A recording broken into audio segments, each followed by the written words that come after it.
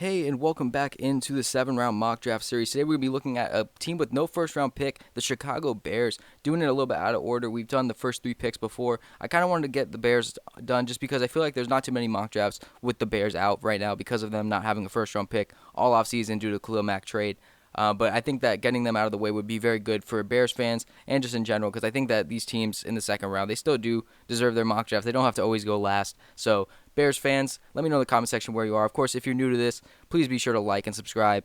How we do these 7 round mock drafts is I spent hours creating a full 7 round mock draft, drafting for every single team, their needs, and putting myself in the shoes of where they could go.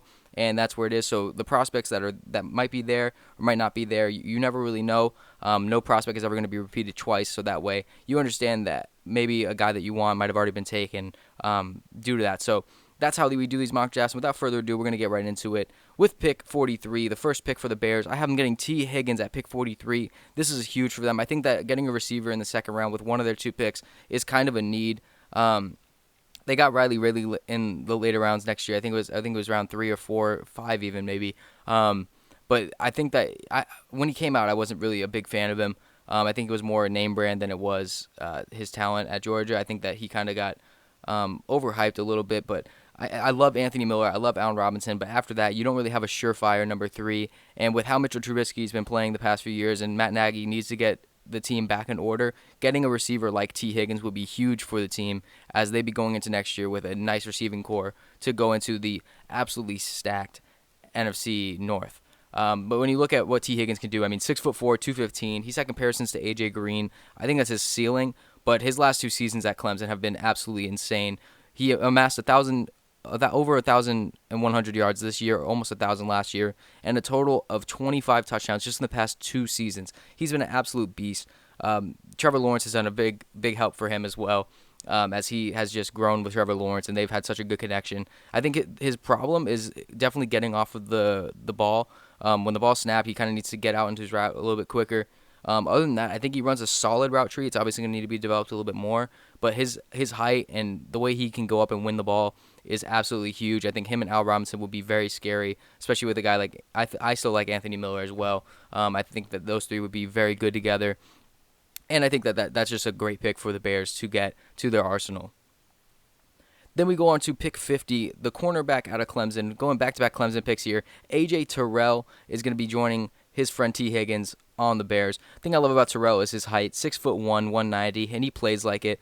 When you look, his biggest concern was especially that game on the national championship. Obviously, that's NFL competition that he's facing, and he did not show up. That is just one game, so I think that he can definitely be groomed and definitely do a lot better than what he did. But the Bears, they've been solid at corner, but at this point in time, I think that adding somebody like A.J. Terrell would be very good, especially because the first year for a corner is usually pretty rough.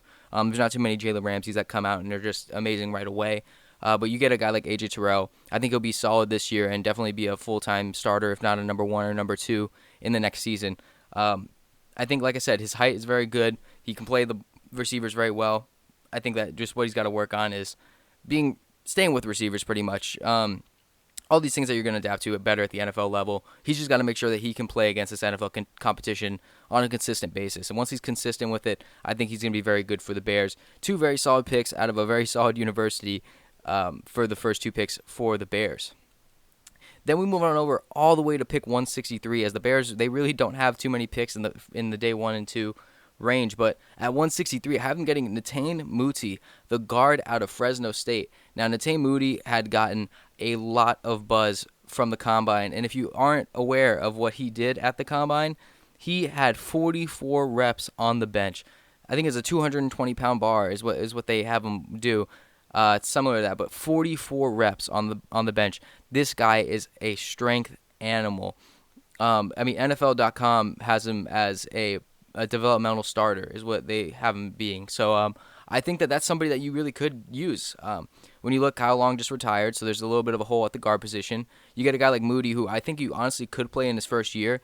Drafting him this late, it would be kind of scary too, but I think he could earn the spot in the training camp and preseason whenever that is to be happened. But Netane Muti is a guy where strength is definitely going to be a virtue for him, and I think he could definitely learn a lot with, especially the run game and the system that Matt Nagy runs there, you're going to need somebody to really hold the block. And I think that Muti can develop into somebody that can be very, very solid as a starter, especially at such a late pick in 163. So Netane Muti out of Fresno State going to join the offensive line for the Bears and bolster it up just a little bit more so Montgomery and Cohen have a little bit better of a run game. Then we went over to pick 196, and I have them selecting safety Jalen Elliott out of Notre Dame. Now, this prospect is a very weird one because he's very raw when you look at his talent level at this moment. I liked him coming out of Notre Dame, but throughout the offseason, I've kind of lessened my like for him. I had him as kind of a steal candidate, but since then, he's kind of done a little bit less at 6'2", 210. His combine was nothing to really write home about. A lot of scouts are kind of lowering him down because of what he did. He didn't really impress at the combine. A lot of people don't have the best combine, so it's possible that it could just be nothing. But he was a 3-year starter and he was a team captain, so he's definitely known for being a leader on the team, which is very good. I think that he does very well at getting tackles and just getting the ball out of receivers' hands when they go up for a catch. He's very good at that, but other than that, he really has to learn how to do pretty much work the safety position a lot better. His fundamentals need to be worked on a lot. Different things like angles and transitions, lateral, that kind of stuff. So he's got to tune his instincts, tune his fundamentals. And I think he can be turned into a potential starter in the future. But I think right now you get him as a depth piece, you add him as a safety, maybe put him on special teams. And I think that's somebody at 196 you can't really complain about. You get some depth, you get some special teams out of him, and potentially a starter in the next few years. So Jalen Elliott is going to be joining the Bears up north. Then we go over to pick 200 on the dot, and it's going to be outside linebacker Carter Coughlin from the illustrious Minnesota University. They had such a good year this year for football, and they've just been talked about a lot, especially the coaching and everything. So getting a guy like Carter Coughlin from that program would be very good because he is a 4-year player, 3-year starter, and he's done very well. He's been playing on the edge a lot, which is something that could be very useful as well, especially because Akeem Hicks went out with an injury last year, and Khalil Mack wasn't able to produce as great as we know Khalil Mack could because of the injuries and just how the team performed. But when you look at what Carter Coughlin's been doing at Minnesota, he's had 40 total tackles for loss and 22.5 sacks in his 4-year career with over 158 tackles. This guy is a tackling machine, 6'4", 245. The guy is able to do a lot with what he has, and like you said, tackling is just his strong suit. He forces fumbles, he gets sacks, he tackles for loss and everything.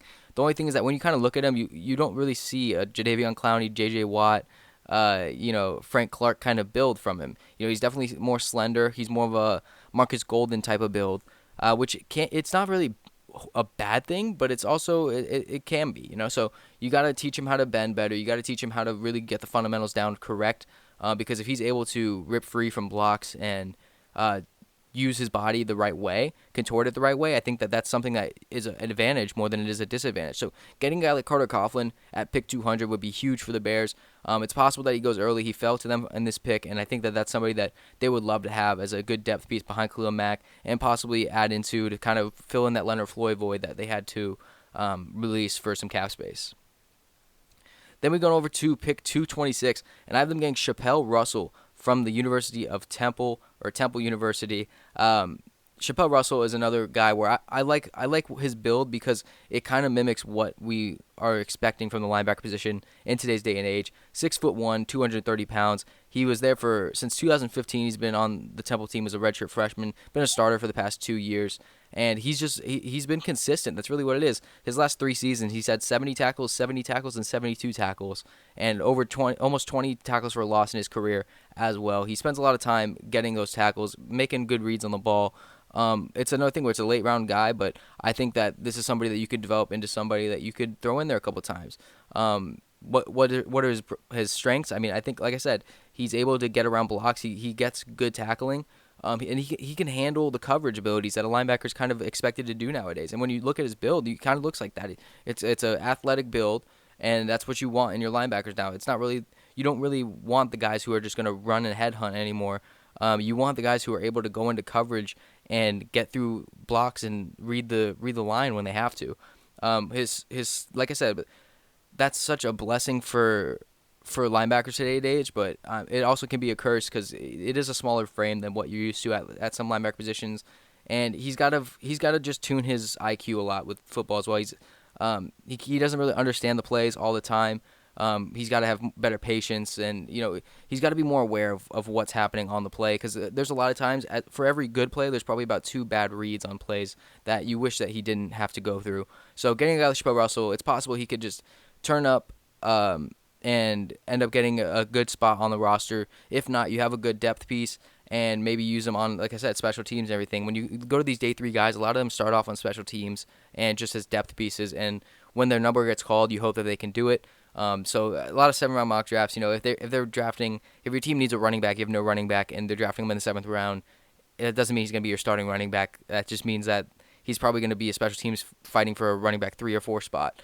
So you got to be more realistic with the expectations. So when you go to Chapelle Russell, I think he'd be solid depth to fill in with, Danny Trevathan getting up there in age. Maybe he develops and can be a linebacker 2 in the next coming years. But all you can hope for is that he can produce and develop into something better than his grade and his draft stock. Then with the last pick in the 7th round for the Bears, I have them getting running back JaMycal Hasty out of Baylor. Now, Baylor and JaMycal Hasty have had 2 things in common, is throwing to him. He has been a catching machine for the past few years for the Baylor Bears. He's been a 4-year starter. He got injured in 2017, but when you look at his production, he's never amassed 1,000 yards. In fact, he's never amassed 700 yards on the ground at Baylor. But what has he done the past 3 years? 25 catches each year. 2018, he had 26 catches, but 25 catches each year. He's getting involved a lot in the pass game, and that's something you like to see. I think that when you got a guy in this late, you're kind of looking for a running back 3 or 4 on the depth chart. Kind of just somebody that you hope can win a spot in training camp. Getting a guy like Hasty, I think with that catching ability, you could probably put him in a return situation as well.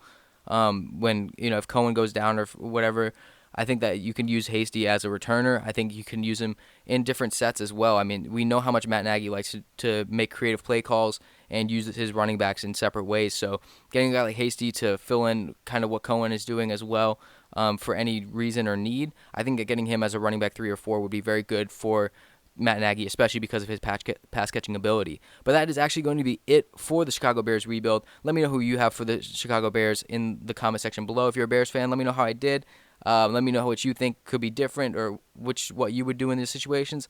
Of course, if you're new, please subscribe, as we're going to be following all the 7-round mock drafts. We're going to be following the draft. We're going to be following NFL until it starts. Without further ado, if you haven't liked the video, make sure to do that. If you didn't like the video, make sure you refresh the page. Try it again, see if you like it better the second time. And without further ado, that is going to be it for me, and I will get you guys in the second video.